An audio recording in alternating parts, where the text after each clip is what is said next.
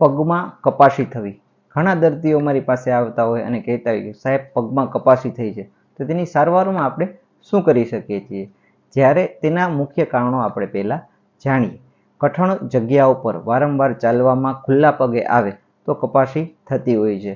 ઘણી વખત tight boot પહેરી અને આપણે કામ કરતા હોય તો ચામડીની કોઈ એક જગ્યા ઉપર વધુ દબાણને લીધે તે ચામડી કઠણ થઈ જાય છે, તો પણ તે કપાસી થતી હોય છે. કપાસી હાથમાં પણ થઈ શકે છે અને પગમાં પણ થઈ શકે છે.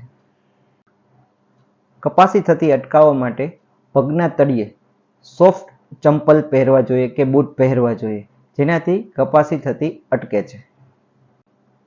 ઘરગથ્થુ ઉપચારમાં જે બજારમાં મળતો ચૂનો અને આપણે કપડાં ધોવામાં જે પાવડર વાપરીએ છીએ સોડા, તેને મિક્સ કરી જે તે કપાસીની જગ્યા પર રાખી દેવો જોઈએ.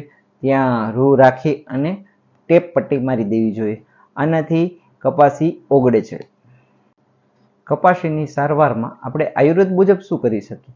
જો ચિરોતાઈ કરીને તેલ આવે છે, તેનું એપ્લિકેશન કરવાથી કપાસી કૂણી પડે અને નીકળી જતી હોય છે. આયુર્વેદમાં તો ક્ષાર કર્મ, અગ્નિકર્મ જેનો પણ ઉલ્લેખ છે તે પણ ખૂબ સારું રિઝલ્ટ આપે છે. એલોપેથી મુજબ કોન બેન્ડેજ આવે છે જે કપાસી ઉપર લગાડવામાં આવે છે, જેને લીધે પણ કપાસી કઠણ ચામડીમાંથી ઢીલી પડતી હોય છે. આ ઉપરાંત તેને સર્જરી દ્વારા અથવા તો કોટરી દ્વારા દૂર કરવામાં આવતી હોય છે.